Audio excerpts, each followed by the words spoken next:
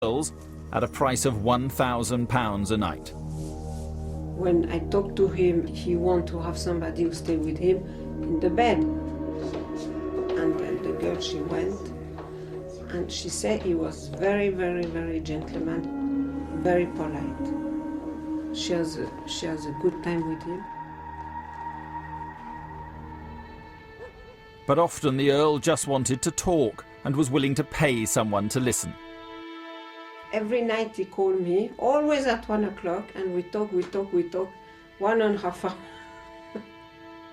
Of course he talk about him, he talk about always the same things. Huh? He give me 7,000.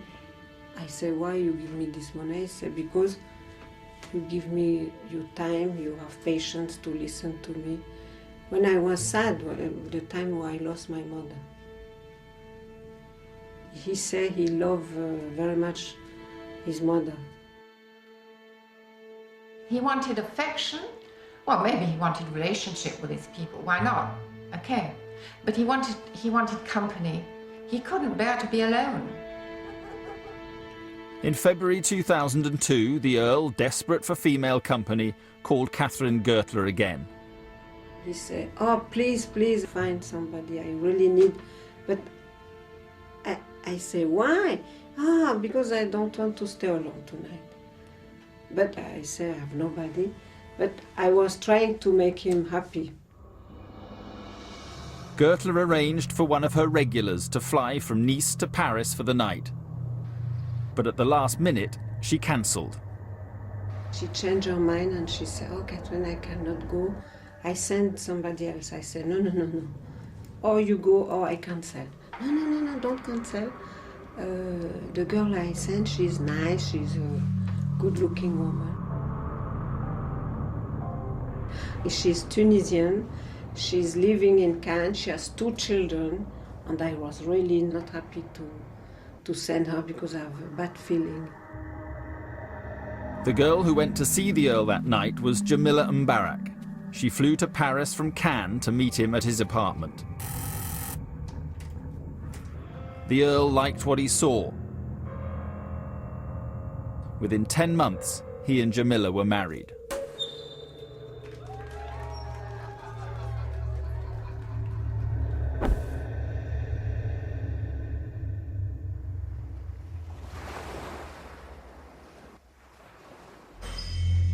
Now, 2 years later, the Earl was missing, and Jamila was a suspect in the inquiry. They wouldn't have just looked at her as a wallflower, a decent woman who just married the Earl in ordinary circumstances. They would have known from day one that it was an unusual marriage. Jamila was the last person to see her husband alive. The couple had arranged to meet to discuss a divorce settlement. Detectives were intrigued by her account of the meeting. She told them he had turned up drunk, wearing filthy clothes. She claimed to be so appalled by his condition, she sent him away. She said she never saw him again. She said her husband was covered with urine and excrement. He smelt of alcohol and had clearly been drinking. Those close to the Earl found such a description hard to believe. Completely absurd. I've never seen my brother Jared badly dressed. Never. Jamila's claims did seem unlikely. The Earl had been staying at one of Cannes' best hotels, where the barman remembered serving him that morning. He told police that while he'd been drinking, he wasn't in the dreadful condition that Jamila described. All this made us intrigued, so we investigated a little more to see if Jamila was telling the truth. It wasn't the truth, and we wondered why she lied.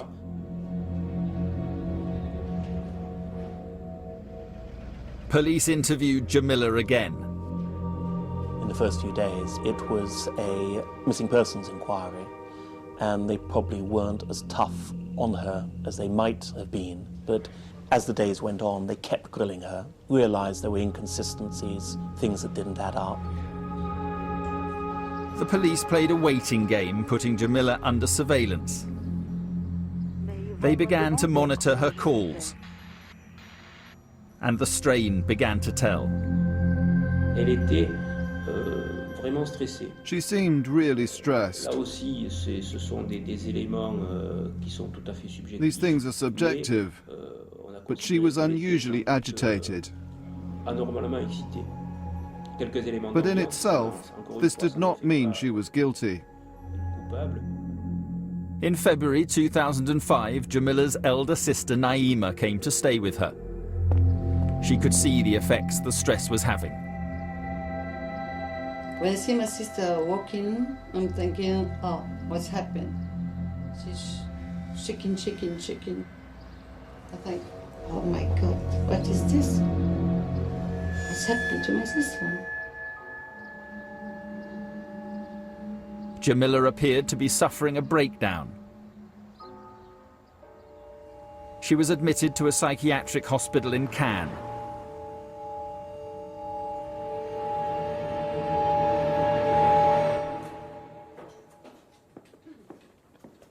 Then, using Jamila's mobile, Naima contacted her lawyer. She told him that Jamila had something she needed to get off her chest. Naima says I am Jamila's sister. My sister has got something important to tell you. Do you understand? She has to speak to you. She has to see you. Est-ce que tu comprends? Tu n'as rien fait. Tu parles comme ça? But unknown to Naima and the lawyer, their conversation was being monitored. La conversation était sibylle. The conversation was unclear. We understood that Jamila had something to say linked to her husband's disappearance, and that what she had to say was important. It was a real weight on her shoulders. It was very important. Detectives went straight to the hospital. Already distraught, Jamila broke down and confessed.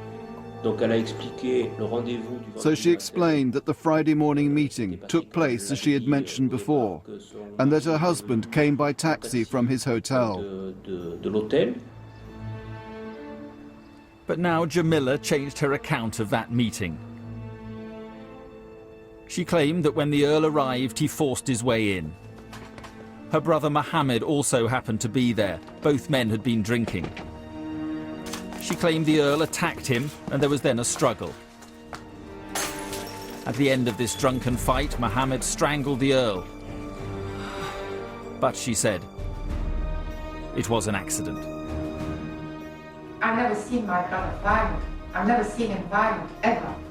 How can you strangle someone by accident? Ridiculous. Jamila claimed that Mohammed forced her to help dispose of the body. They drove through Cannes with her dead husband in the boot.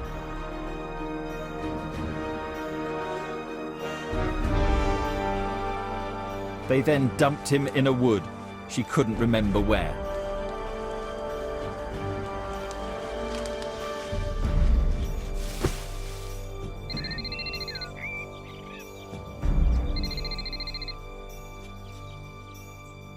Jamila was now officially an accessory to murder. She'd admitted concealing the crime and helping to dispose of the body. But she maintained that it was her brother Mohammed who had actually killed her husband. The police had doubts. They didn't believe they'd been told the full story. What Jamila told us was a move towards the truth, a first step. On February the 25th, 2005, 4 months after her husband disappeared, Jamila was charged with complicity to murder and detained in a prison hospital. Her brother Mohammed was arrested the next day. He denied any knowledge of the killing and claimed to have a cast-iron alibi. He claimed to have left Cannes and flown to Germany the day before the Earl went missing. Nonetheless, the police charged him with murder. By this stage, they were certain of only one thing: either the brother or sister was lying. Their initial theory was that this wasn't an accident. The challenge to the police was to prove criminal conspiracy to murder the Earl.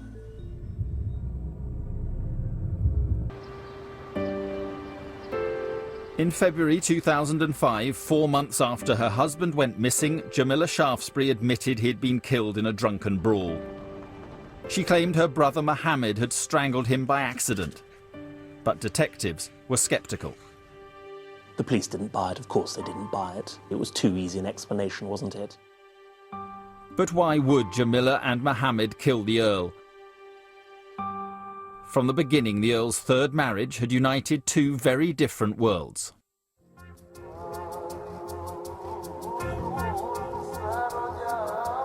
Jamila was one of 7 children in a family of Tunisian immigrants.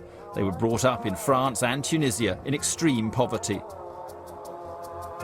There was no money. They had to worry about where the next meal was coming from. Big family packed into a small flat on a housing estate in northern France. And I think any chance she had to better her lot, economically and socially, she would always have jumped at. Both Jamila and her sister Naima claimed they suffered from a violent and abusive father. My father is for everyone in the family. Shit. Devil. The father smashing mother, smashing me. We don't know why we get this. We don't know why. We don't know. We are little children.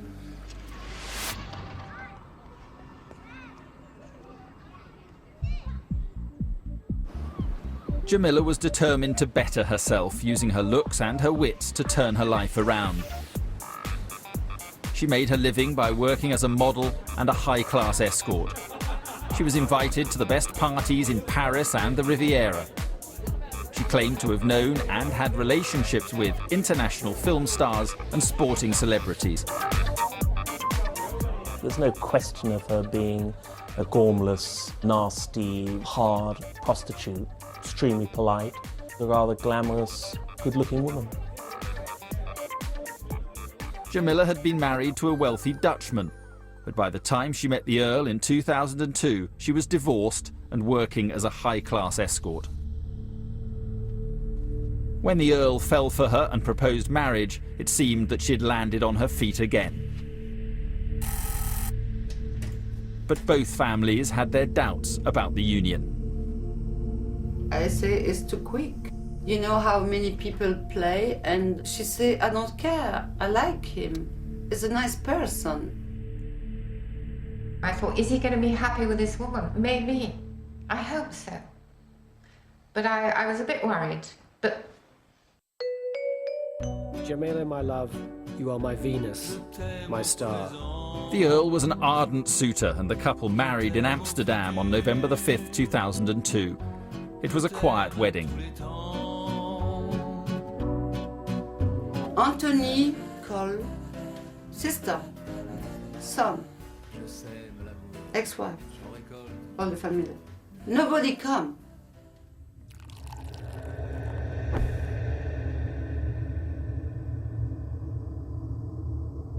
The Earl of Shaftesbury's immediate family didn't like her at all, and it was absolutely devastating when they realized that he was due to get married. The newlyweds honeymooned for 3 months at the luxurious Parks Hotel in Knightsbridge. But they weren't alone. The Earl paid for Jamila's sister Naima to stay in an adjoining 5-star room. Naima, I love you a lot. You know that. Naima, my heart. Naima claims to have received love letters from her new brother-in-law. Naima, my love. After the marriage, I get my first writing for Anthony. I wish to make love to you this evening. I love you. He want to be with me, he want to make love with me. Naima, I am yours. Then Naima claims he took things a stage further. I find him in my bed, waiting for me, without clothes, with flowers and a bottle of champagne and some presents. I called my